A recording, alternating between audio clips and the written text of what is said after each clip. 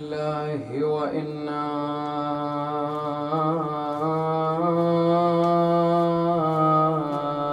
إليه راجعون. ولا حول ولا قوة إلا بالله العلي العظيم.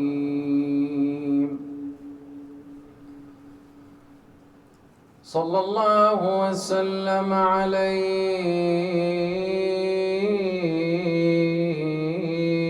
يا رسول الله. صلى الله وسلم عليك وعلى أهل بيتك الطيبين الطاهرين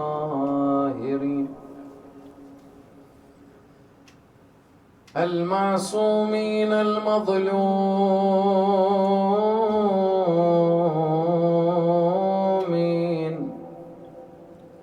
لعن الله الظالمين لكم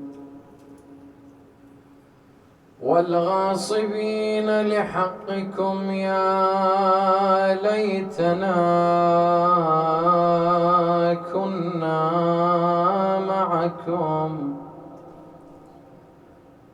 فنفوز والله فوزا عظيما.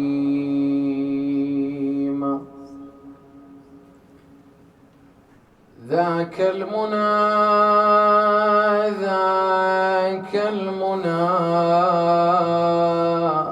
لو أن ذلك يحصل.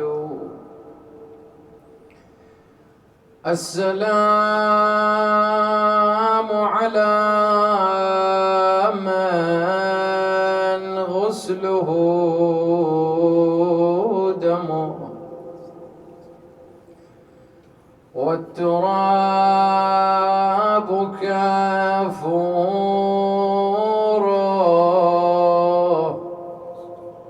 ونسج الريح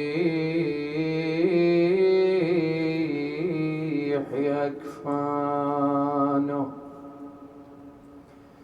والقنا الخطية نعشه وفي قلوب من والاه ملقى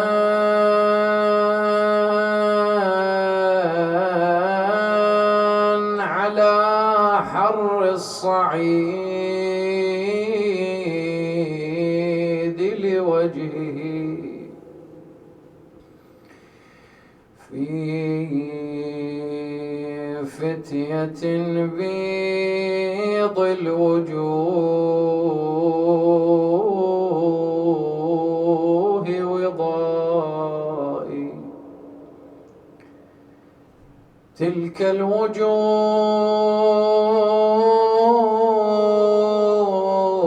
الوجوه المشرقات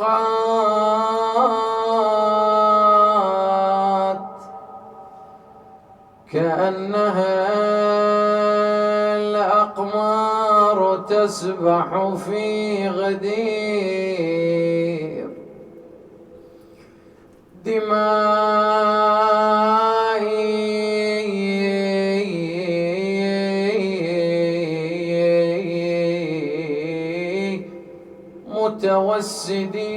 متوسدين من الصعيد صخوره متمهدين حرارة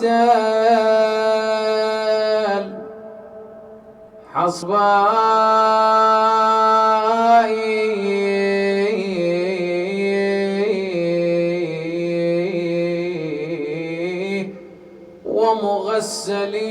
ومغسلين ولا مياه لهم سواه. عبرات ثكلى حرة الأحشاء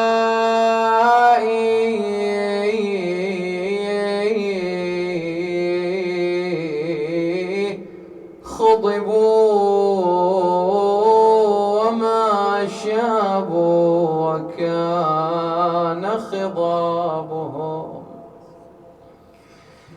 خضبوا وما شابوا وكان خضابهم بدم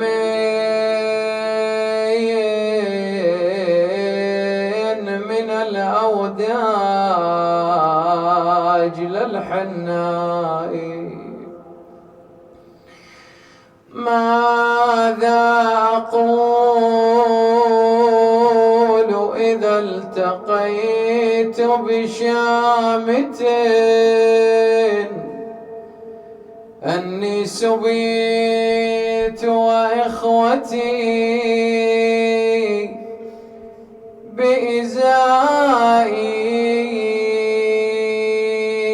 بإزائي أصواتها بحت وهن نوائح يندبن قتلاهن بالإيماء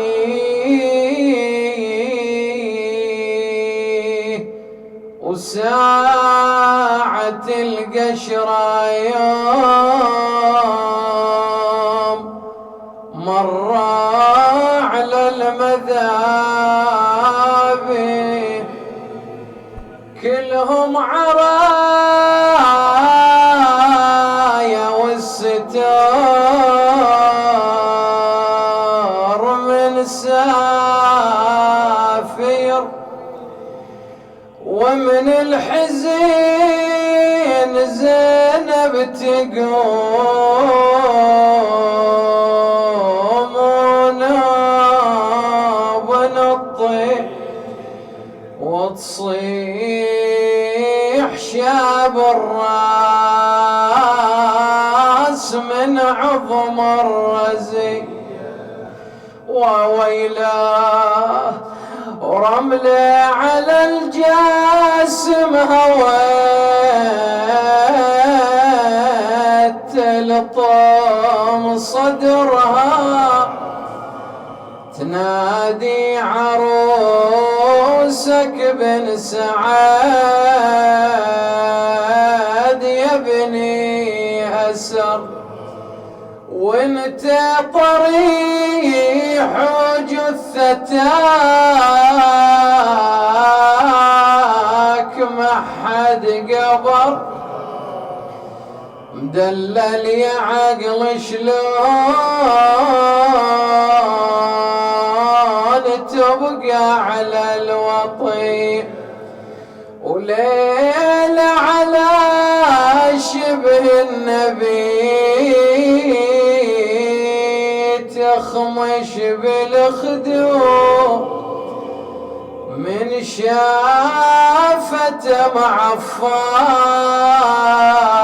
معفار وفوق الترب ممدود صاحت لبستني ثياب الحدود من تلحنون شلون يا ابن قطعت بي واما الرباب تحوم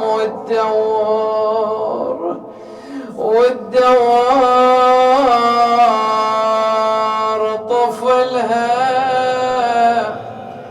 ويلي ويلي وتحن حنين ام الفصيل اعلى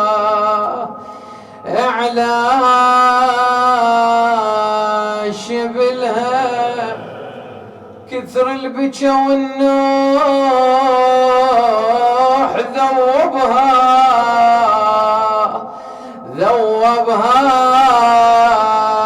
وذهل تنادي وتقوم وتخرع الوطي. لكنما الأمر والمرجع لله، ولا حول ولا قوة إلا بالله العلي العظيم.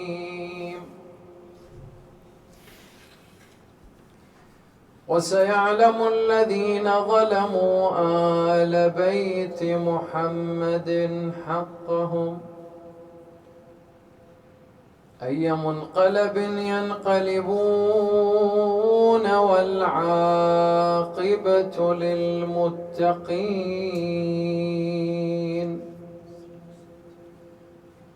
ولا عدوان إلا على الظالمين.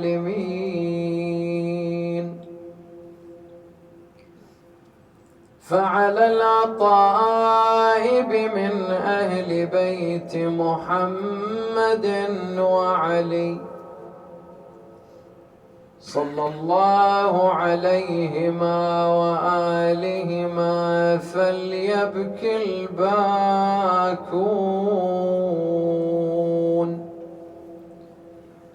وإياهم فليندب النادبون، ولمثلهم فلتذرف الدموع،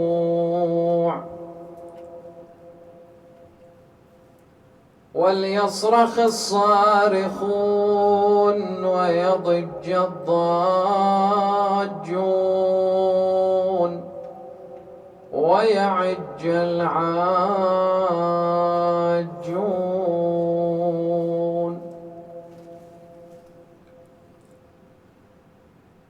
فعلى الأطائب من أهل بيت محمد وعلي صلى الله عليهما وآلهما. ما معنى الأطائب عندما أشار الإمام عجل الله تعالى فرجه الشريف إلى الأطائب من أهل بيت محمد وعلي؟ في اللغة الأطائب بمعنى المفضل، ومثال على ذلك عندك عدة من الأنواع من الأطائب أو من الطيبات عفوا، ولكن أين الأطيب من هذه الطيبات؟ الأطيب بمعنى المفضل. فعندما يقول فعلى الأطائب من أهل بيت محمد وعلي، أي أنه يشير إلى الأطيب من أهل بيت العصمة والمفضل في أهل بيت العصمة صلوات الله وسلامه عليهم. ولكن الأغرب من ذلك، لماذا يشير الإمام إلى الذين هم في حالة من البكاء؟ والإمام ما يتحدث عن الذين لا يعلمون ما حصل على الحسين أو ما جرى على الحسين، وإنما يشير بهذه الكلمات إلى من هم في حالة من البكاء. فليبكي الباكون، لهم باكون، ولكن لماذا يأمرهم بالبكاء وهم في الأساس في حالة من البكاء؟ لماذا لم يحدد الذين لم يبكوا على الحسين عليه السلام وما ذرفت لهم عين؟ حدد الباكون على الحسين صلوات الله وسلامه عليه. فليبكي الباكون وإياهم فليندب النادبون. طبعا البكاء عندنا البكاء بالألف الممدودة، والبكاء بالألف المقصورة. الألف الممدودة البكاء، وهي تعني معاكس الضحك. هذا البكاء أي الدموع التي تذرف، ولكن بالألف المقصورة البكاء بمخالف الفرح والسرور، معاكس الفرح والسرور. فأي منهما يعني الإمام صلوات الله وسلامه عليه؟ البكاء الذي فيه دموع وفيه لوعة وفيه زفرة. فليبكي الباكون وإياهم فليندب نادبون.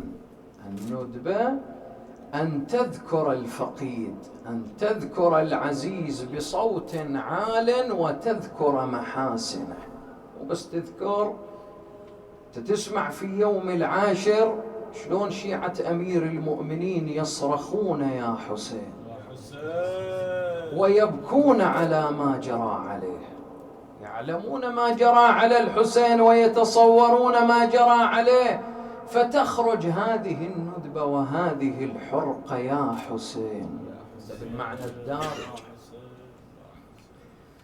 فعندما تندب الحسين عليه السلام في ذكرى مصيبته وما جرى عليه، تزفر زفرة لهذه المصيبة، فأنت تؤدي بأوامر الإمام صلوات الله وسلامه عليه.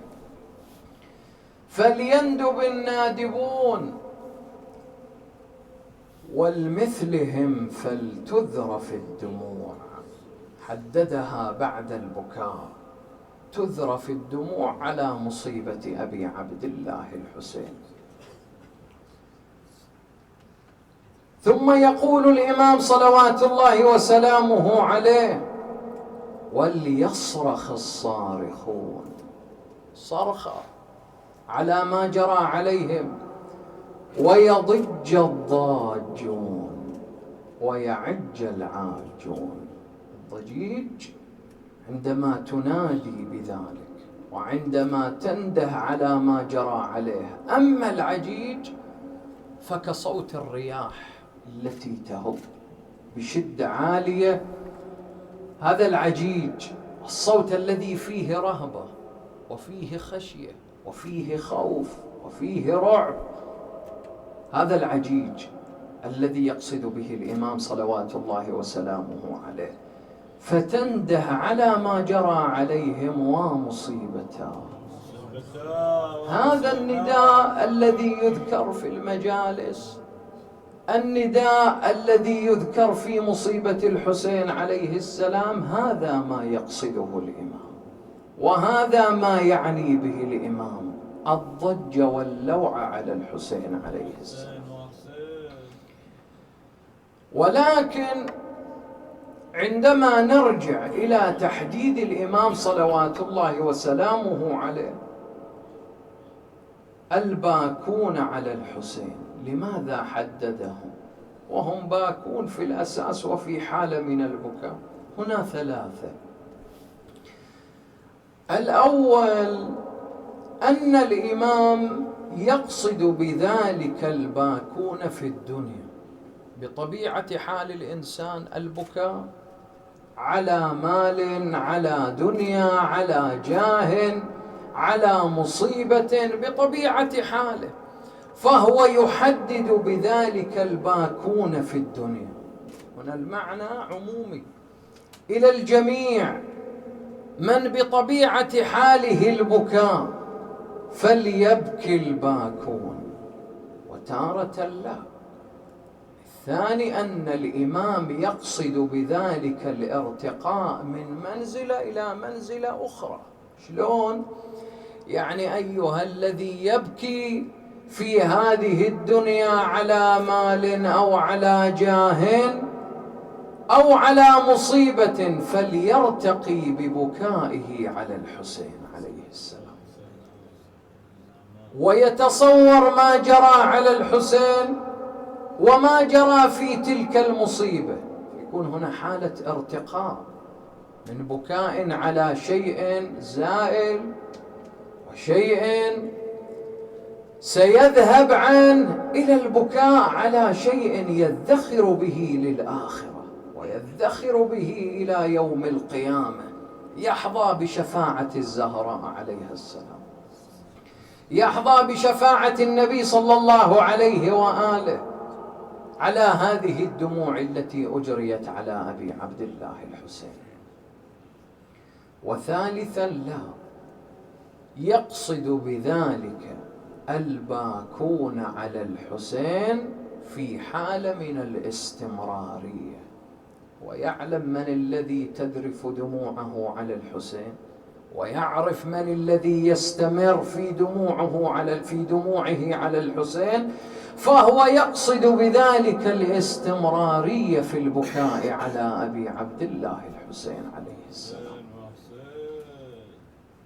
وما جرى عليهم مو شيء بسيط. عندما نقول ما جرى عليهم، له شيء يتصور بالدماغ الذي جرى على الحسين وعلى أهل بيته.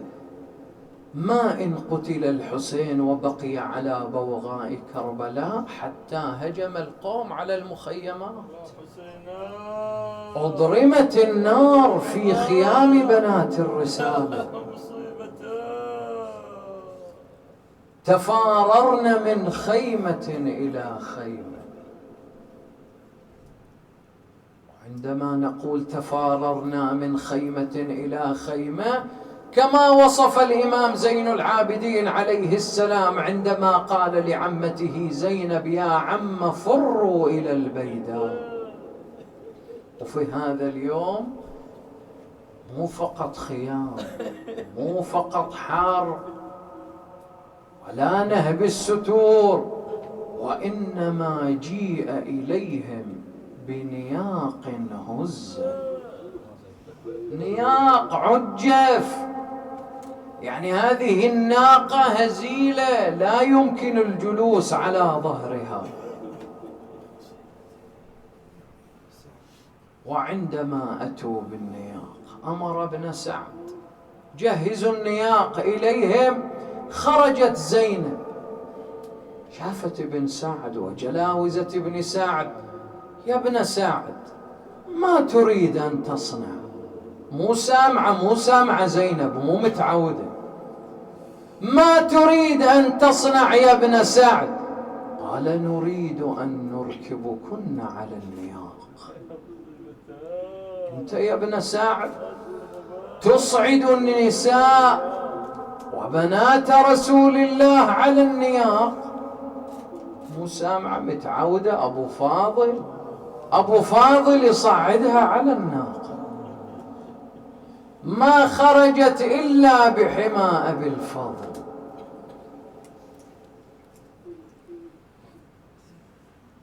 وصار النساء كل واحدة تصعد الأخرى إلى أن بقيت زينب وزين العابدين. أشرح لك الموقف. من الذي يصعد الآخر على ظهر الناقة؟ شنو تقول زينب تصعد زين العابدين، من الذي يصعده بعده؟ لا زين العابدين يصعد زينب، من الذي يصعده على ظهر الناقة إذا أصعدها؟ وإذا بزين العابدين يقول: عم زينب اتكئي علي واصعدي على ظهر الناقة. معذرة شيعة، اتكأت على زين العابدين، وإذا بالإمام سقط على وجهه. أيوة إماما، هو علي، لما به من علة وما به من مرض، فأصعدها على ظهر الناقة. لكن تقول أدري تسألني من اللي أصعد زين العابدين على ظهر الناقة؟ ما هنالك إلا السياط تتلوى عليه. أيوة عليا وإمامه. فأصعدوه على ظهر الناقة. جاء لابن سعد قالوا إليه يا ابن سعد ما نصنع بابن الحسين؟ كلما أصعدناه على ظهر الناقة وقع على الأرض. فقال قيدوا رجليه ويديه. وجابوا إلى جامعة، تسألني شنو الجامعة؟ ممتدة من عنق الإمام حتى يديه إلى بنات الرسالة. في هالجامعة يعني سلسلة، وفي هالسلسلة مسامير، كلما وقع أو تحرك نهشه مسمار في عنقه. أيوة إمامه وعليا. فقال اللعين مروا بهن على مصارع القتلى، مروا بهن على المصارع،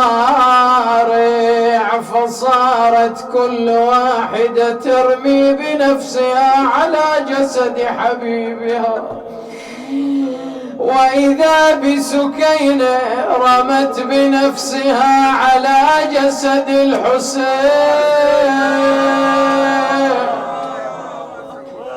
ونادت أبتاه يا حسين.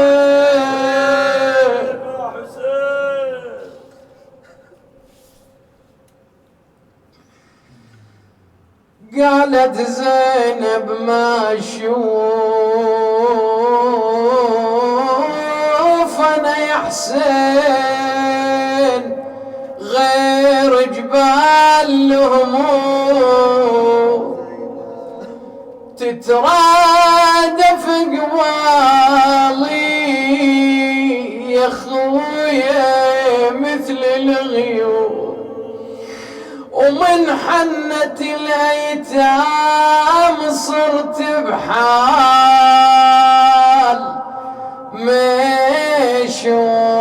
مشوم، لو عثرة النوق الهوادج لازم تميل، محمل سكينة لو تزلزل من يجيله، ولا طاح من عذنه طفل ياهل يشيله، وحاد الضعن تروي عيني برد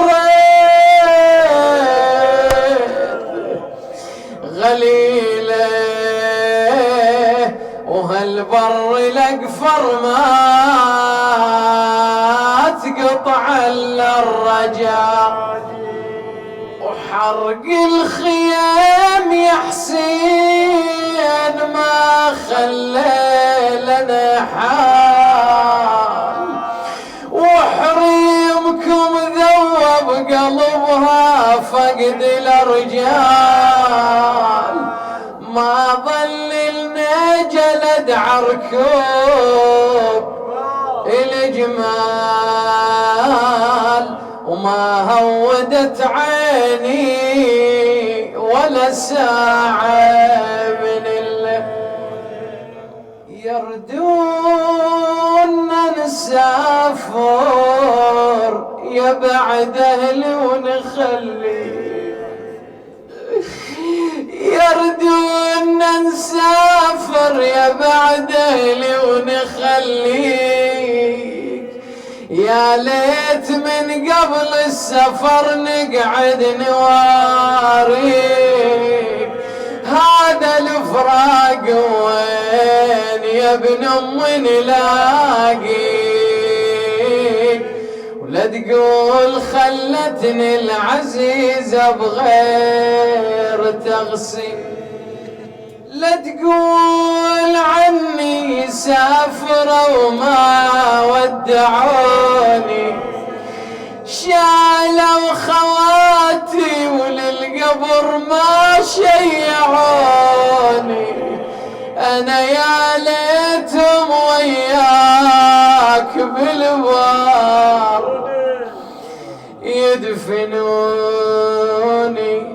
ولا روح حسرة ميسرة فوق الماء. اللي ما دمعت عينه يسمع النداء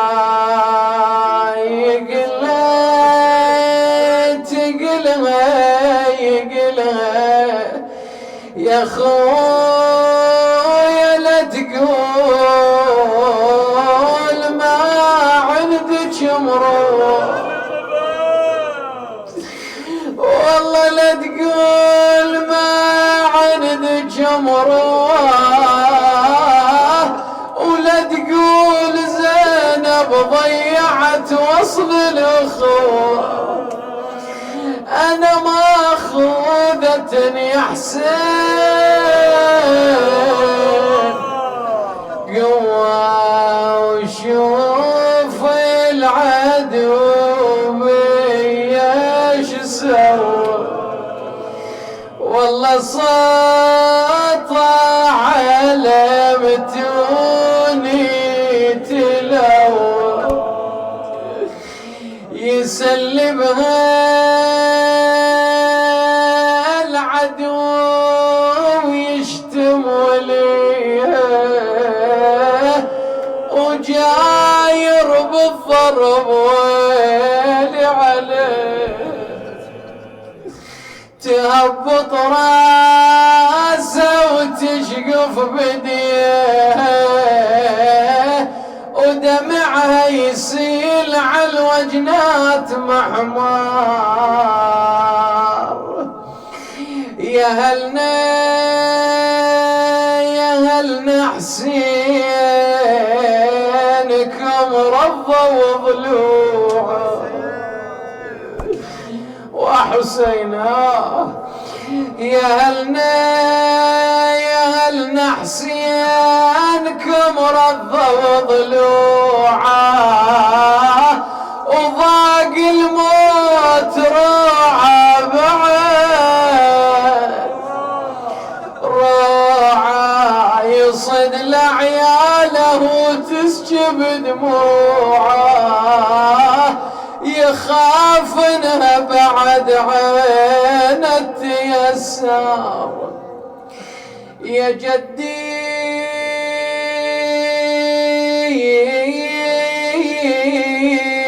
يا جدي قوم شوف حسين مذبوح على الشاطئ وعلى التربان، مطروح يعالج يا ويلي طلعت الروح، ولا واحد بحلقه ما يقطر. يا جد الرموح مفاده يتثنى وبالوجه للسيف رن، يا ويلي وصدره خيولهم رضرضن يعالج بالشمس من خطف لونه.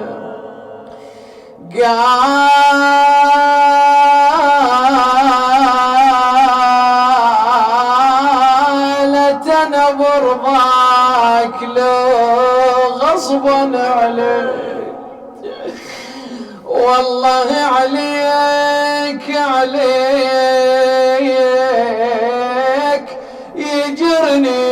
يجرني الشمر وانا حواليك. انا ادري بحميتك ما تخلي لكن معذور يا الحزاء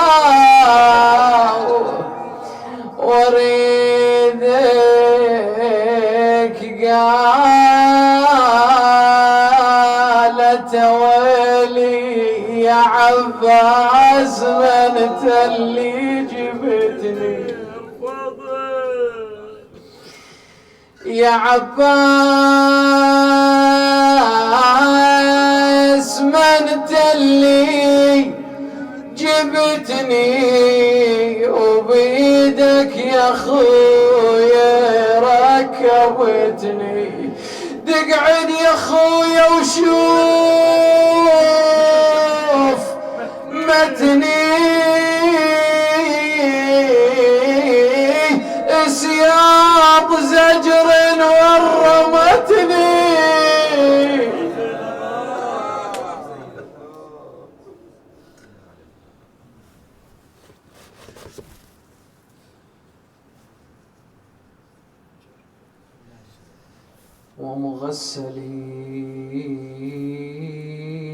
ومغسلين ولا مياه لهم سوى عبرات ثكلى حرة الأحشاء يا الله نسألك وندعوك بأعز الخلق إليك بمحمد وآل محمد أن تشافي مرضانا تقضي حوائجنا تفرج همومنا المؤسسون الحاضرون تقبل اللهم أعمالهم ووسع اللهم في أرزاقهم لأرواح موتاكم ولكل من مات على الإيمان والهدى نهدي للجميع ثواب المباركة الفاتحة مع الصلوات.